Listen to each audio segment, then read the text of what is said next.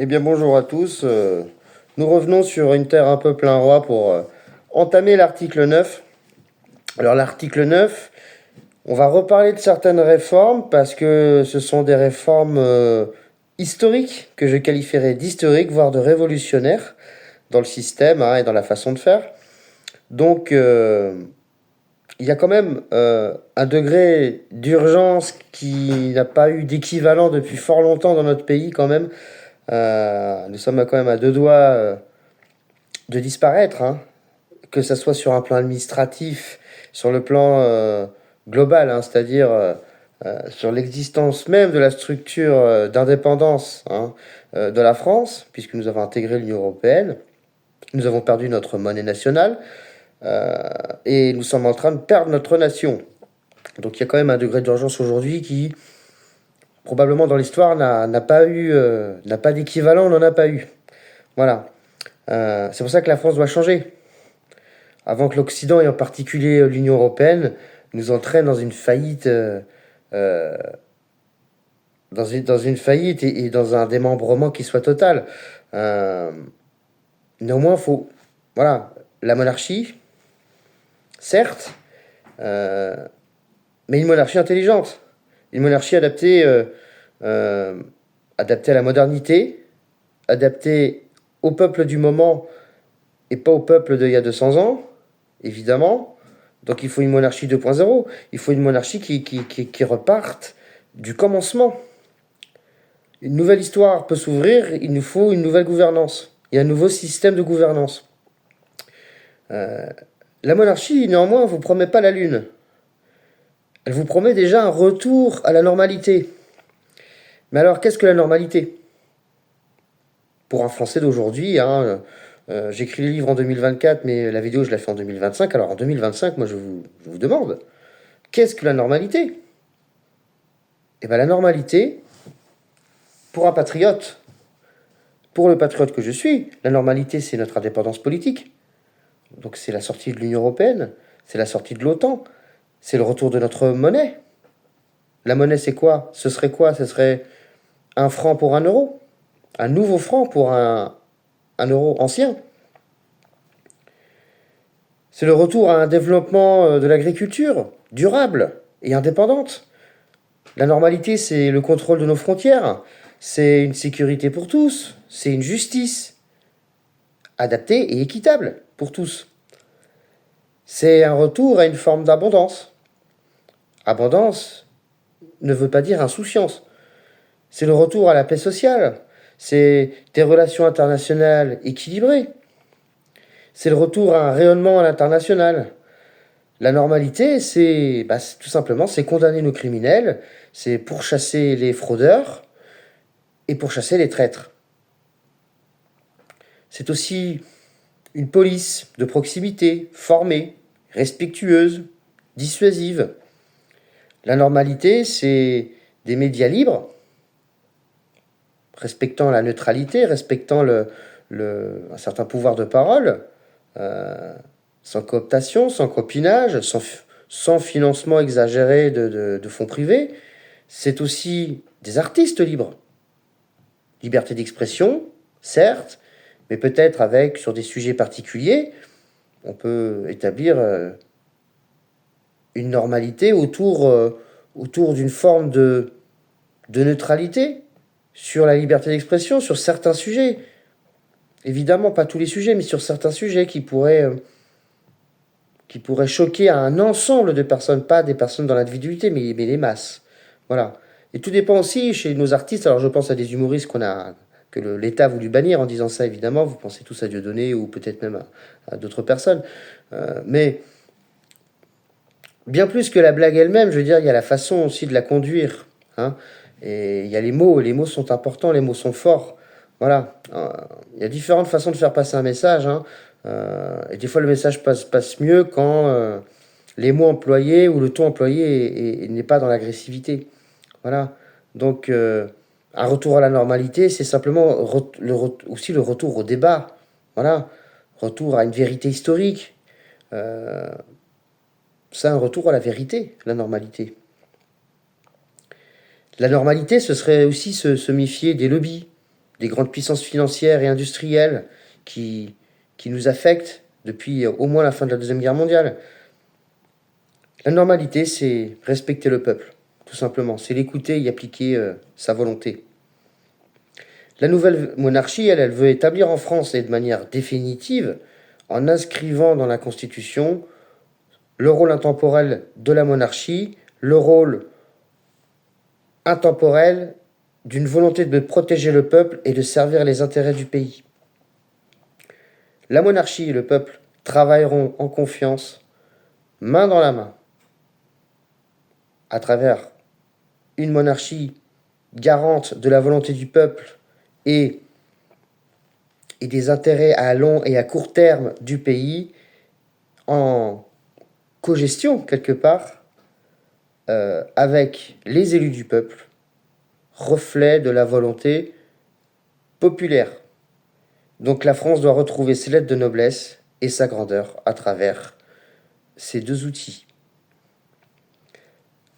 Le premier changement historique de ces nouvelles réformes, c'est ce concept de citoyen député, si je puis dire. Alors, un député, tout le monde sait ce que c'est, mais c'est ce nouveau concept de député qui ne fasse pas partie d'un parti politique et qui soit désigné par tirage au sort dans la population. Donc, ce citoyen député, ce nouveau député, il sera au cœur du système politique et démocratique. Il sera tiré au sort sur une base de volontariat, représentatif dans toutes les régions et départements de France, ainsi que dans ce qu'on appelait avant les dom-toms. Il sera représentatif à chiffre équitable de toutes les couches de la société. Le nombre de députés variera en fonction de la taille des régions et des départements. Voilà, afin de préserver une certaine équité territoriale. Chaque député sera élu, tiré au sort pour 5 ans ou 7 ans, non renouvelable. À terme, cette façon de renouveler l'Assemblée nationale se fera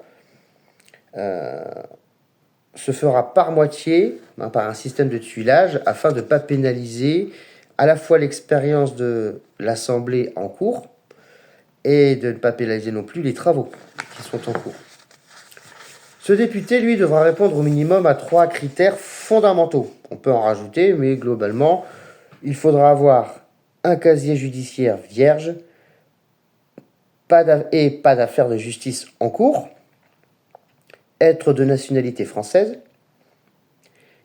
et ne pas être adhérent à un parti ou à une association politique.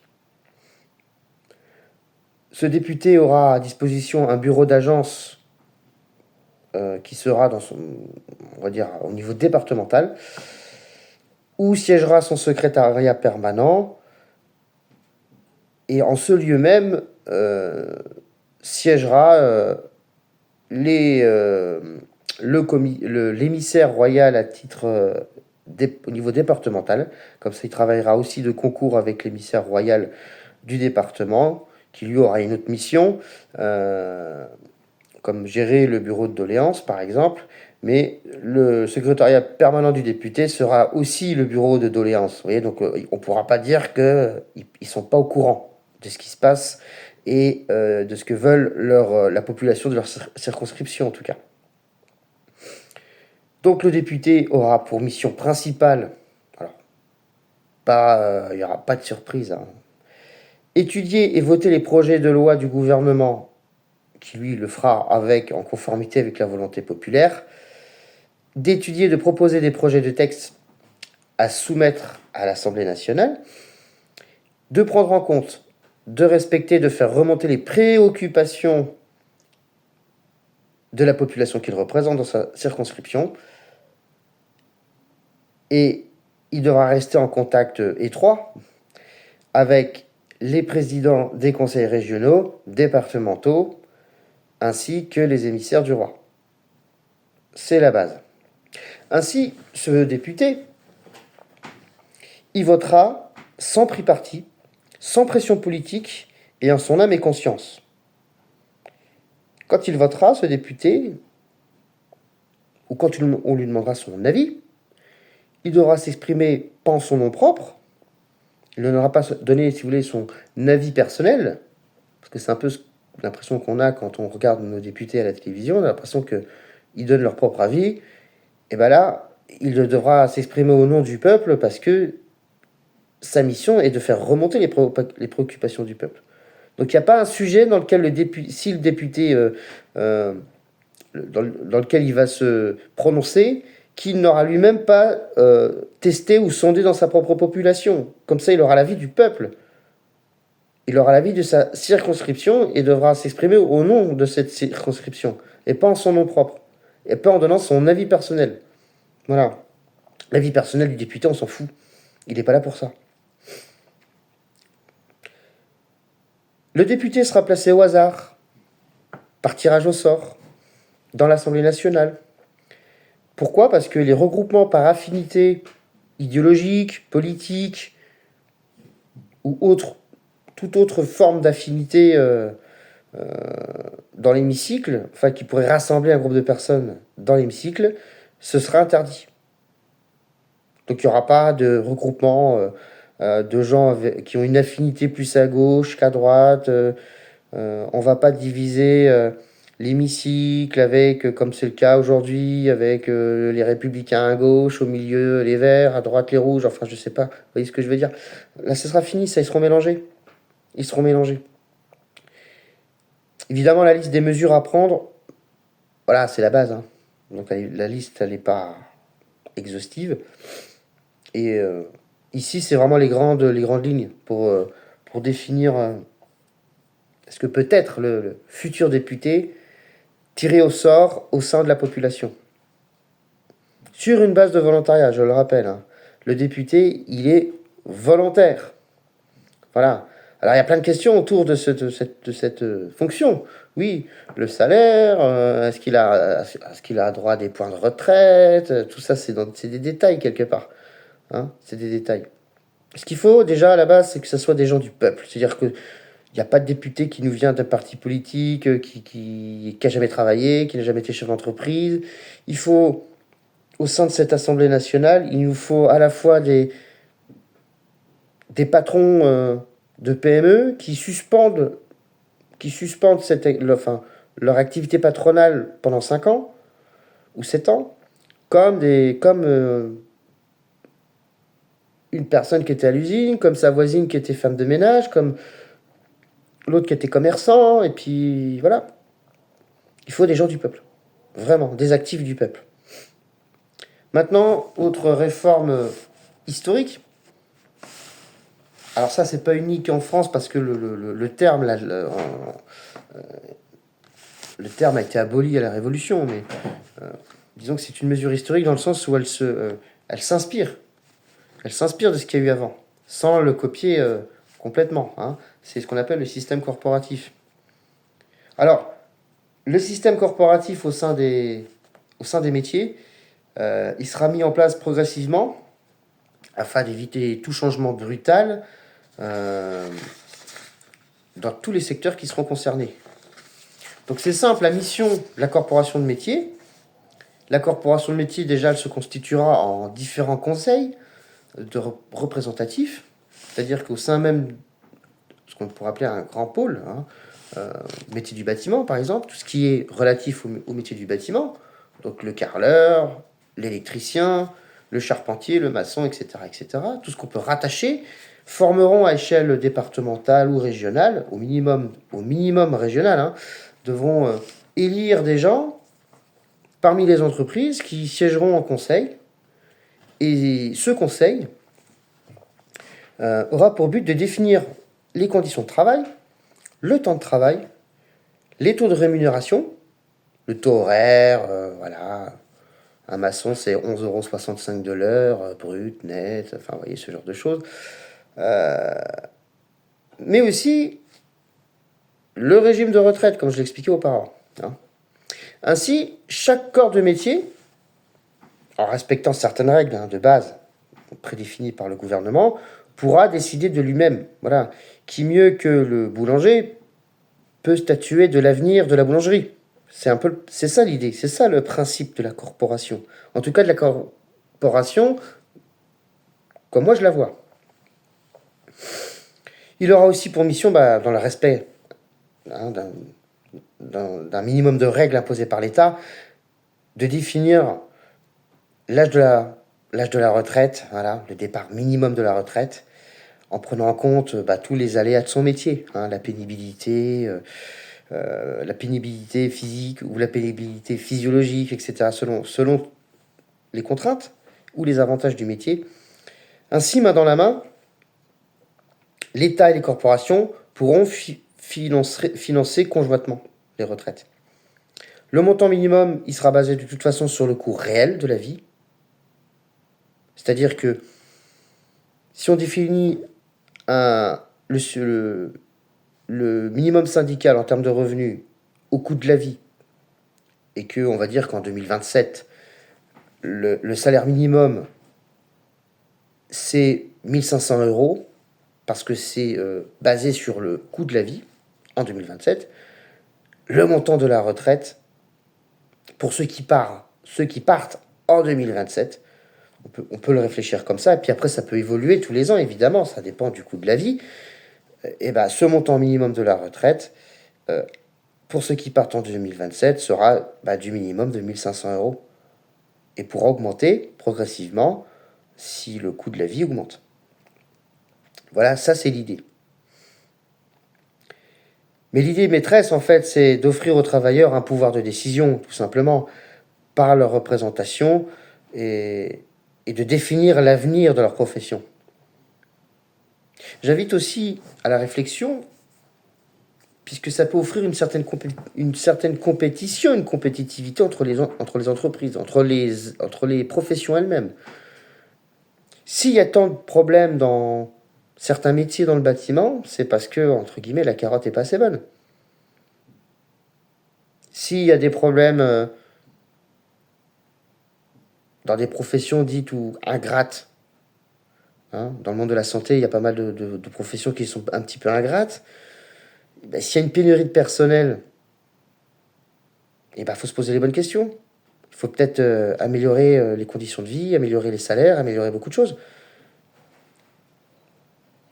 Alors, j'entends d'avance ceux qui diront sur ce système corporatif et ce système de retraite, mais comment ça se passe? Si moi je fais 10 ans dans le sanitaire, dans le social, si je fais après 10 ans dans le bâtiment, et si je fais encore 20 ans dans le transport, ce sera en fait le calcul sera le même partout, c'est-à-dire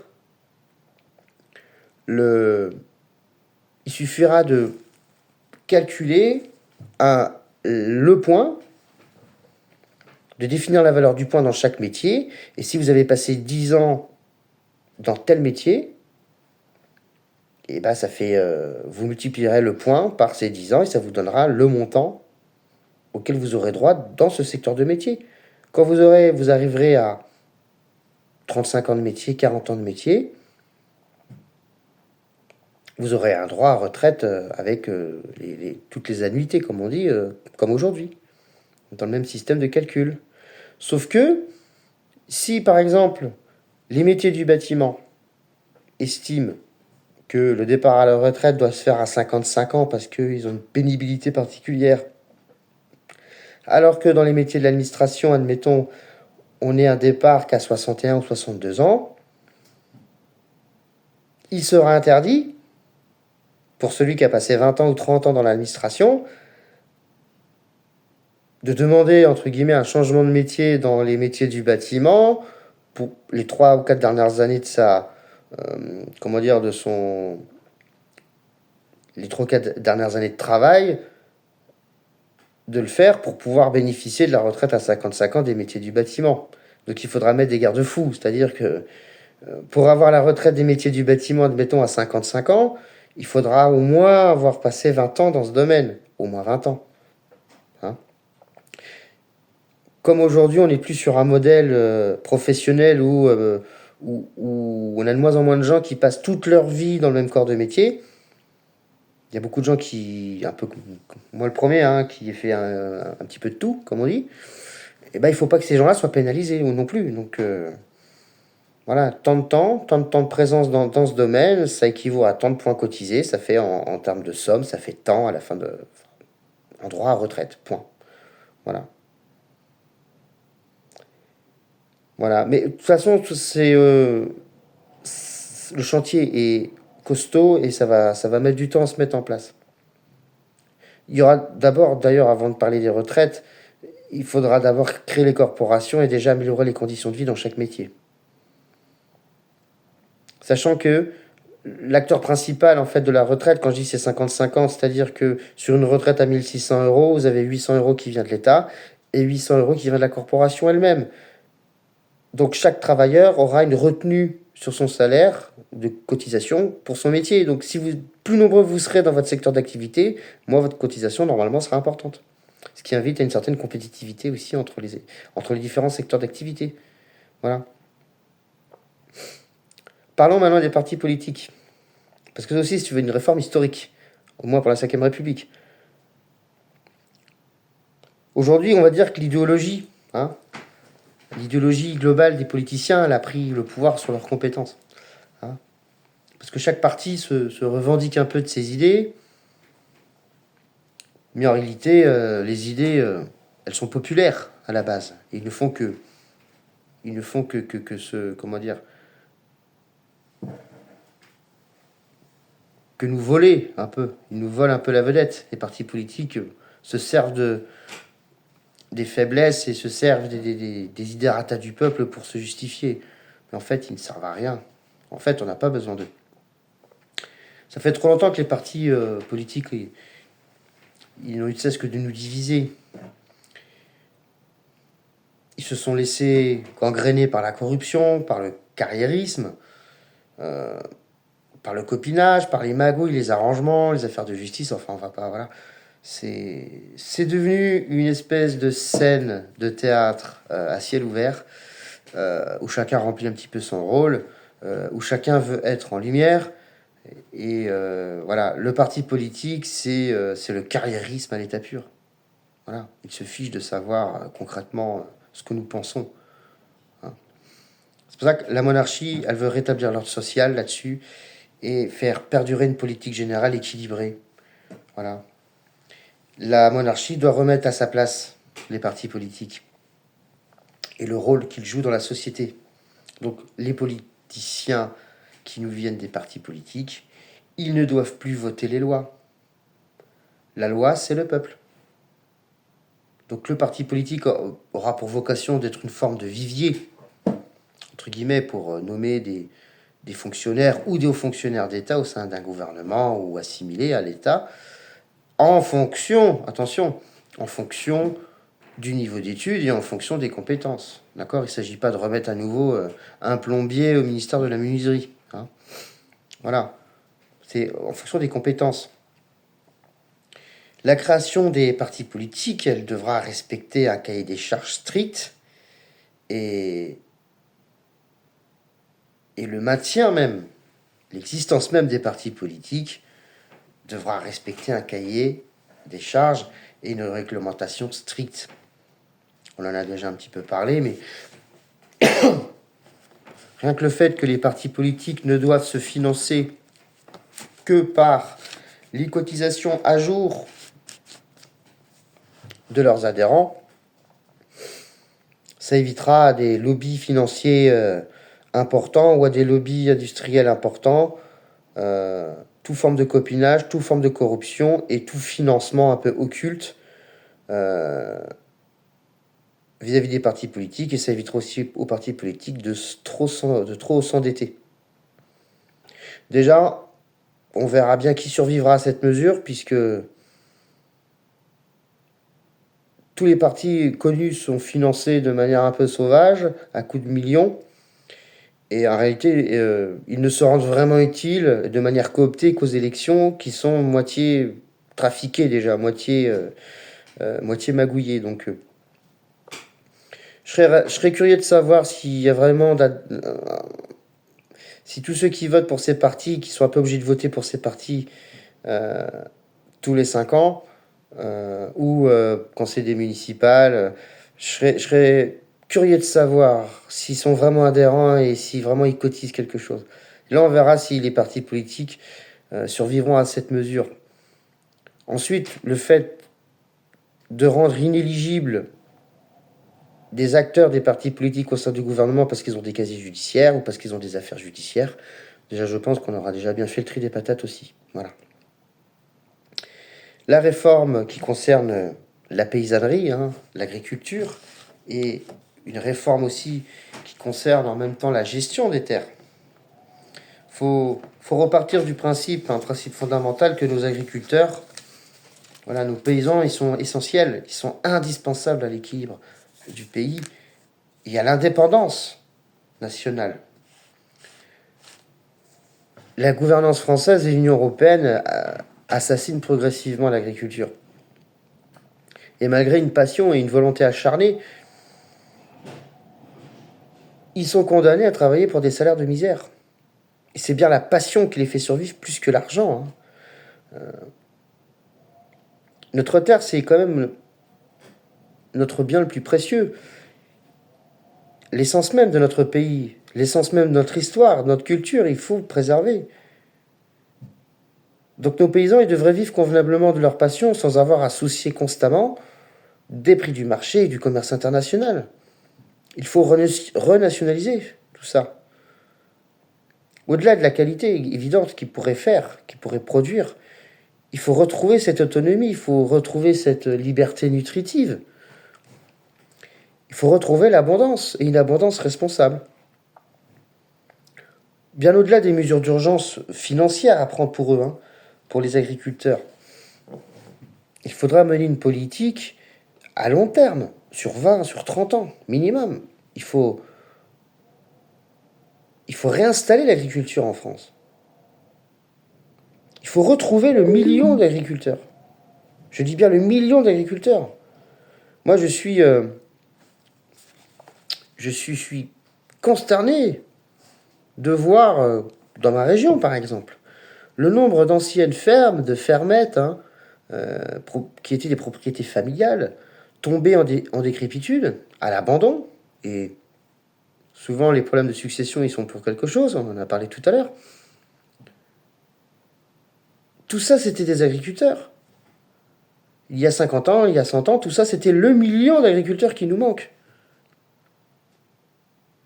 Donc, et quand c'est pas l'abandon, c'est racheté.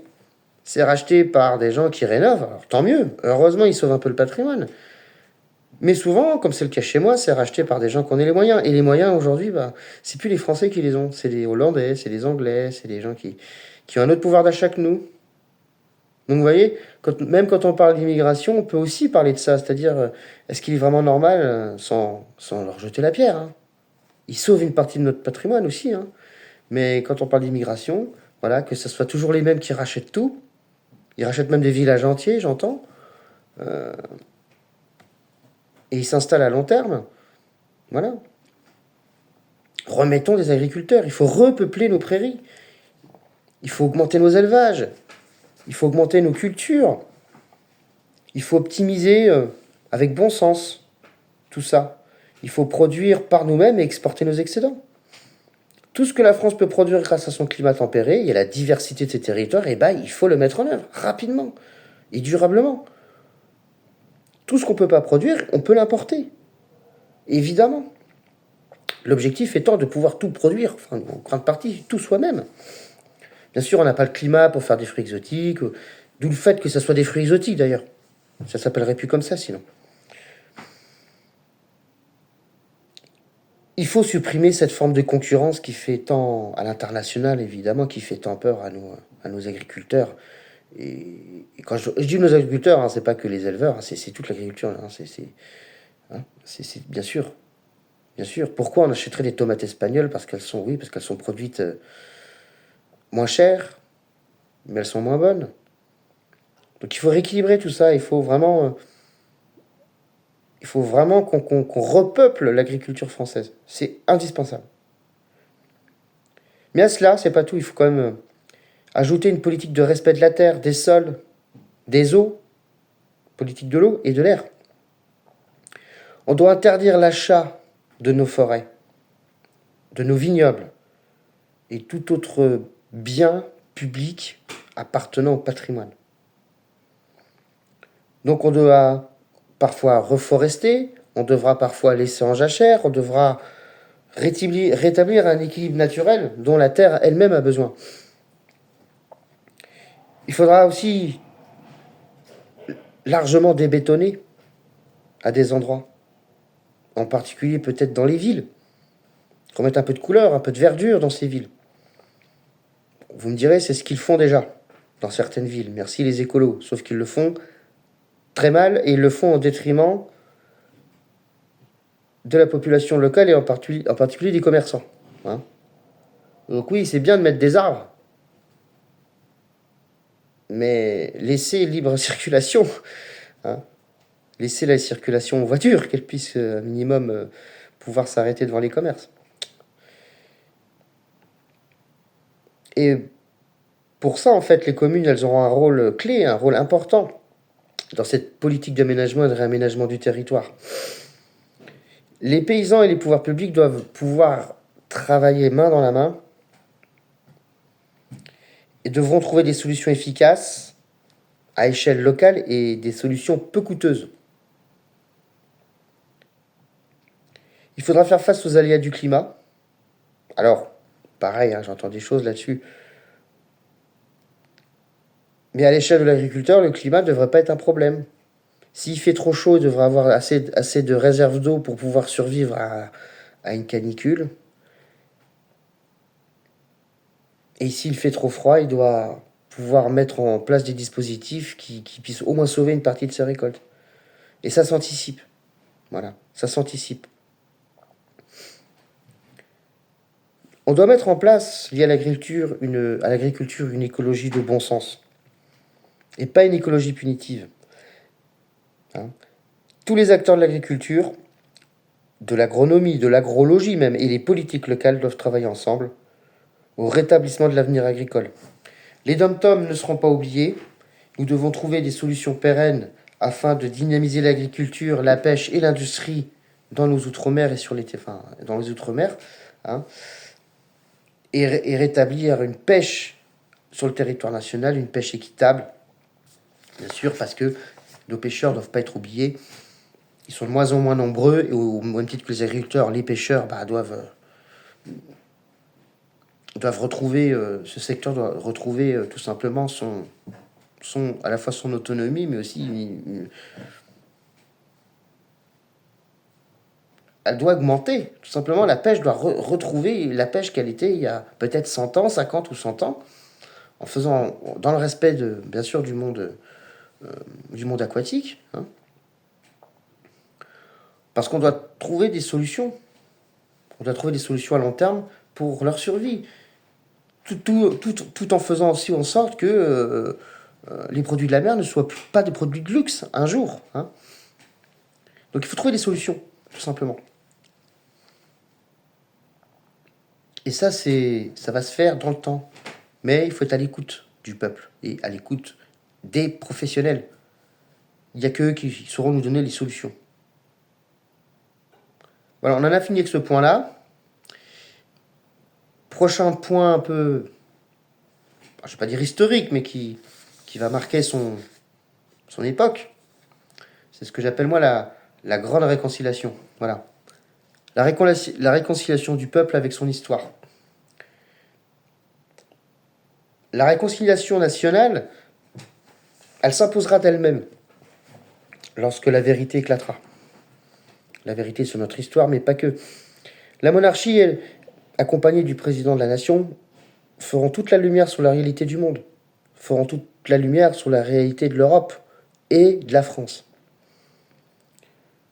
Notre histoire sera évidemment une prise de conscience, mais une prise de conscience à échelle même internationale sur les événements actuels et les événements passés. Et au rétablissement de cette vérité, bien sûr, les Français pourront largement anticiper leur avenir. Et cette transition sera primordiale.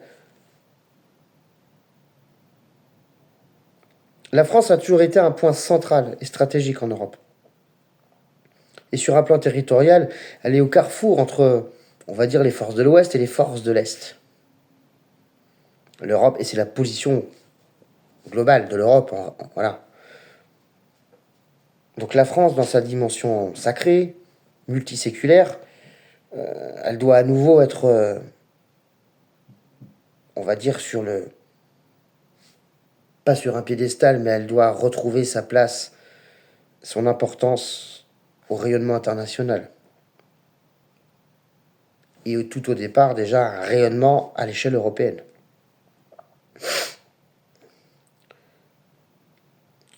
Toutes les vérités, en réalité, sur les forces matérielles ou immatérielles, allez savoir, qui tentent de gouverner le monde, à travers l'Occident principalement, tout doit être révélé, même si ça fait mal, même si c'est compliqué à entendre. C'est peut-être la responsabilité de la France de le faire. Ça, c'est la grande réconciliation avec notre histoire. Maintenant, c'est la réconciliation avec nous-mêmes. Nous avons une dimension sacrée, historiquement. Les Français sont, je le pense, historiquement, sont des êtres à part. Alors, pourquoi? Dans un premier temps, parce que nous avons une sorte d'insoumission intemporelle, j'ai envie de dire, face à des forces ou à des dogmes qui ont voulu s'imposer à nous tout au long de notre histoire. Et dans un second temps, parce qu'elle a longtemps eu une dimension sacrée. Alors, pas forcément qu'à travers la monarchie, hein, mais disons que la réconciliation nationale, elle est primordiale. Voilà. Le peuple français, il est actuellement, et depuis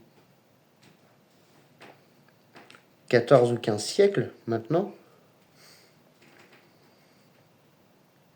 à dimension chrétienne, d'influence chrétienne, et ça ne peut pas changer. Ça ne doit pas changer. Alors, n'en déplaise à tous les amoureux du monde viking et des Celtes, et c'est notre histoire aussi, évidemment. Mais en termes de temporalité, de construction politique de la France, il faut bien remonter à quelque part. Et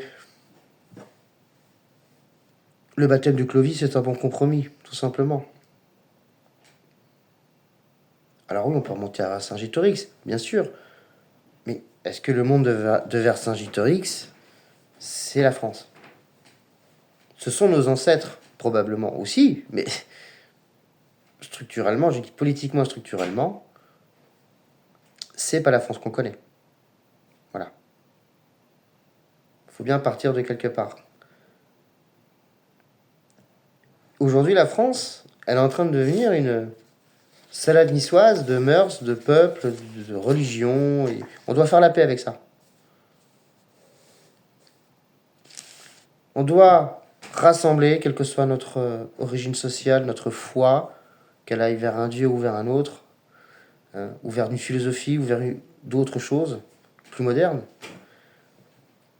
Notre foi doit être commune autour de celle de l'amour de notre pays. Un Français, c'est quelqu'un qui aime son pays, avant tout. Voilà. La laïcité est devenue un ravage. Parce que c'est la nouvelle religion de la République. La laïcité, c'est la religion républicaine. C'est la religion qui prétend qu'il n'y a pas de religion. C'est la religion qui croit qu'on ne doit croire en rien, en fait. Donc c'est déjà croire. Croire en rien, c'est déjà croire en quelque chose, puisqu'on croit en rien. Merci la laïcité. Laïcité ne veut pas dire neutralité. Moi, personnellement, je crois en quelque chose de supérieur. Mais je ne parle pas de religion. La religion n'étant que la mise en œuvre, la mise en pratique de la foi. Selon les époques, les temps, on a bien vu que toute l'existence de l'humanité a cru en quelque chose de supérieur. Et à travers le temps, ce qu'on appelle la foi, qui est commun à l'humanité et la foi est intemporelle, la foi, elle a été mis en œuvre de différentes manières selon les époques, les écrits, les temps, etc., etc. Mais cette laïcité, elle nous divise aujourd'hui. Parce que cette laïcité ne prône pas la foi, ni la foi, et elle ne prône ni la neutralité d'une certaine façon. Elle prône la division. Elle prône la guerre civile, en réalité. Nous sommes tous au fond des hommes ou des femmes de foi. Certains ont foi dans le monothéisme, d'autres dans le polythéisme, d'autres ils ont foi en la nature, la science. Quelque part, nous avons tous la foi. Et quelque part, il y a, dans toutes ces foi, dans toutes ces croyances, ou pas d'ailleurs, il y a toujours un questionnement permanent, il y a toujours on a toujours une manière de lever les yeux au ciel, parfois, et de poser la question, et même de parfois, même pour un athée, de se dire, oh bah mon Dieu, oh mon Dieu. La nouvelle monarchie, si vous voulez, elle doit nous rassembler autour d'une foi commune, pour respecter la reconnaissance de tous, dans un devoir d'unité nationale. Mais, par respect de nos anciens, par ceux-là même qui ont créé ce pays et qui ont sauvé et qui ont préservé ce pays, il faut considérer que la France doit et rester un fleuron chrétien. Parce que c'est notre tradition, parce que c'est notre patrimoine, notre histoire, et ça fait partie aussi de notre rayonnement mondial. Donc nous devons nous concentrer à nouveau au sacré. Cette réconciliation, elle ne peut avoir lieu que si les Français décident de leur avenir migratoire. C'est pas la seule solution, mais ça y contribue fortement. La mixité sociale qui grandit dans ce pays va devenir un danger. C'est évident. Parce que ça impacte notre équilibre démographique. Et plus que la démographie elle-même, c'est une migration qui nous invite à nous confronter à la fois pour des problèmes dits culturels ou religieux ou les deux. Et le problème, il est vraiment là. Donc la monarchie, elle devra, avec l'accord des Français, imposer une politique migratoire ferme, imposer, si vous voulez, en conservant une forme d'humanité et de bon sens, l'idée même que, pour l'équilibre national, nous devons tous avoir la foi en quelque chose de supérieur, et c'est ça le vrai message de la monarchie de demain. À des fins d'unité, nous devons croire en quelque chose de supérieur, mais chacun doit avoir la liberté privée de croire en ce qu'il veut. Nous devons avoir la foi en quelque chose de supérieur, sans vraiment nommer celui ou celle en qui nous croyons, afin de préserver l'équilibre national. Donc cette réconciliation nationale, elle nous invite à prendre nos responsabilités et à assumer nos actes.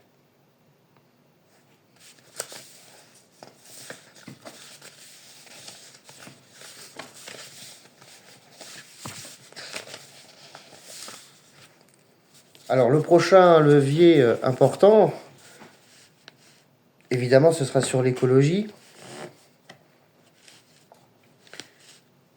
L'amour de la terre. Je parlais des agriculteurs, mais l'amour de la terre, dans un sens noble, hein, bien sûr, dans un sens large, mais aussi dans un sens très français, très national. Aimer sa terre, c'est s'aimer, c'est se respecter. Nous devons la protéger, nous devons la chérir, notre terre. On doit progressivement s'émanciper des énergies fossiles. On doit progressivement s'émanciper des lobbies, des multinationales toxiques et accessoirement des hein, des écolos bobos, des prêtres de l'intelligentsia écologiste parisienne, etc. Enfin, parisienne, il y en a partout, hein, etc., etc. Nous savons aujourd'hui que bon nombre d'ingénieurs, de scientifiques, d'inventeurs ont été spoliés, ont été humiliés, ont été violentés, certains, agressés et parfois pire, depuis au moins un siècle. Tous ces génies avaient le même défaut. Ils pensaient au bien commun et au bien de l'humanité. Dans son indépendance, la France devra lancer une grande campagne de recherche afin de reprendre et de poursuivre les travaux de grands scientifiques à qui on a stoppé pour des raisons financières, pour des raisons d'État. Voilà.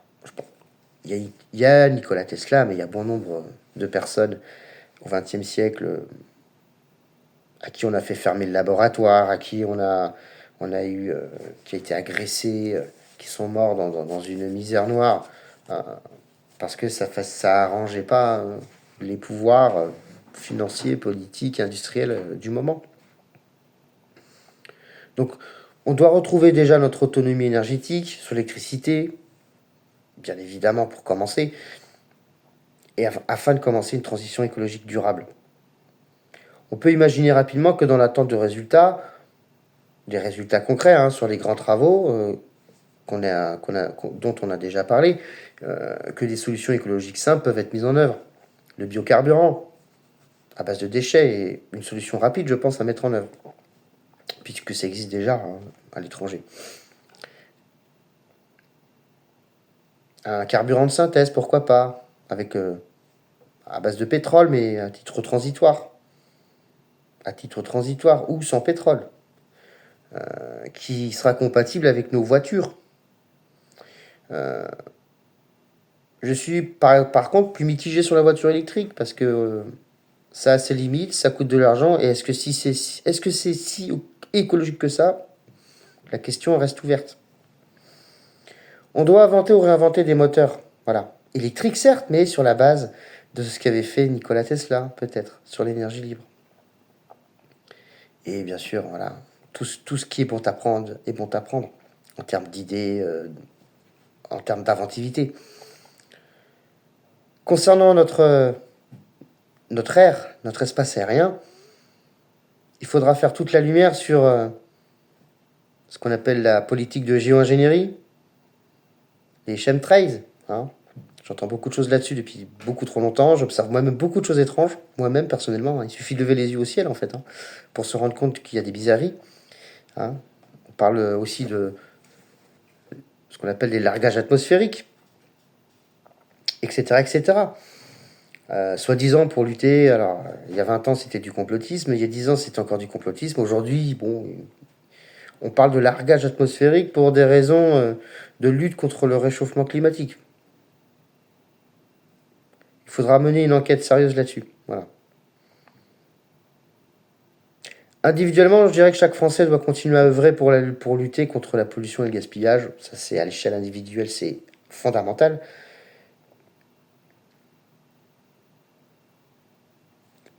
Et pour revenir au retour au sacré,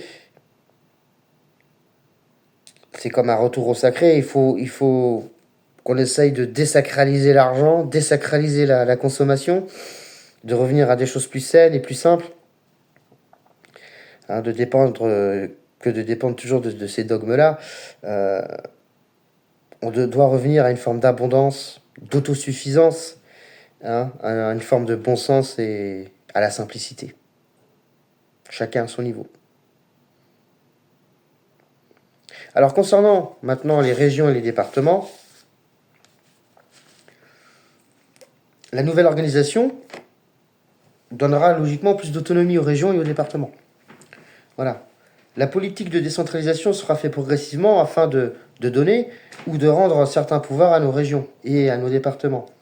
En partant d'un constat simple, c'est que par représentation, le président du département, nos élus, sont à même mieux de savoir ce qui sont bons pour eux, hein, pour eux-mêmes. Pour l'instant, je n'ai pas établi de liste particulière. Hein, ce seront aux régions, en accord avec les départements, de définir les les leviers importants dans lesquels ils veulent opérer de manière autonome. Mais comme chaque région et chaque département sont des entités plus ou moins uniques, ils doivent définir des règlements, alors toujours sous le coup de l'État évidemment, mais à titre régional, il y a des choses qui peuvent être faites à titre régional ou départemental. Voilà. Donc cette autonomie pourrait être financée partiellement en redirigeant les impôts, comme je l'avais expliqué déjà, réorientée vers une caisse régionale qui dépend de la Banque de France, de manière équitable, de manière proportionnée. Voilà, il y a de l'argent qui sera distribué aux départements et aux communes. Ces attributions et ces financements seront l'une des missions, évidemment, des conseils régionaux et départementaux. Et tout sera fait par vote. Il pourrait être établi qu'il y aura des référendums locaux. Voilà. Des référendums locaux pour tout projet important, pour toute décision qui soit coûteuse pour une commune. Important pas que pour l'aspect financier, mais important aussi parce que un projet peut avoir un impact évident sur une communauté. Ou être importante parce que vous avez des choses qui sont polémiques. Chaque ville importante, voilà, sera dotée d'une agence de doléances tenue par les émissaires du roi. Ces émissaires auront pour mission de prioriser, de centraliser et transmettre les doléances aux députés des circonscriptions et aussi de les faire remonter en conseil royal. Concernant les grandes agglomérations, par contre, les métropoles, les villes supérieures à 500 000 habitants, les mairies seront intégrées et nommées au sein du ministère des grandes villes et de l'aménagement du territoire. Donc ces villes dépendront de l'État, en vue des coûts astronomiques qu'elles absorbent en gestion. Je le dis, en effet, les dépenses pharaoniques des grandes villes, les projets parfois farfelus d'urbanisation ou d'aménagement divers, etc., nous invitent à laisser un peu moins de pouvoir à certains maires de grandes villes. Parce que c'est vos impôts qui payent, n'oubliez pas. Donc, ça invite un peu le gouvernement à devoir contrôler un peu plus la gestion de ces grandes cités. Et voilà, en plus, les maires des grandes villes sont bien souvent aussi des hommes politiques de premier rang. Donc, il y a une double casquette, il y a une triple casquette. Donc, il faudra revenir aussi sur cette question-là, de savoir si maire d'une grande ville, c'est un boulot à part entière ou pas. Alors, dans une petite commune, je veux bien que ce soit un boulot à temps partiel, évidemment. Dans une grande ville, ça devrait être un boulot à temps plein, donc on ne peut pas être député et maire, par exemple. Enfin, en tout cas, à terme, les Français auront la main sur la politique nationale, sur la politique régionale et sur la politique locale. Rien ne sera possible sans une participation importante et régulière de la population à tous les sondages d'opinion et à tous les types de référendums qui lui seront demandés. C'est pour ça qu'une application sécurisée doit être créée rapidement pour que les Français puissent s'exprimer à tous les niveaux sans avoir à se déplacer en mairie. Au moins pour ce qui est local. La mairie, les urnes seront évidemment préservées pour les grandes élections. Mais à échelon local, on peut créer des applications, on peut créer une application nationale, mais pour faire des votes locaux.